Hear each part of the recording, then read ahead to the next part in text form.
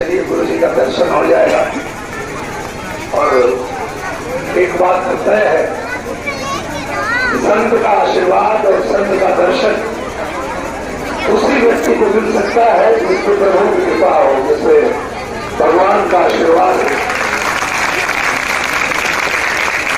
तो हम सब आप सब बड़े भाग्यशाली हैं कि इस कलयुग में हमारे बीच में ऐसे सिद्ध संत पुरुष हैं जिनका दर्शन मात्र से ही आपके सारे दुख दूर हो जाएंगे।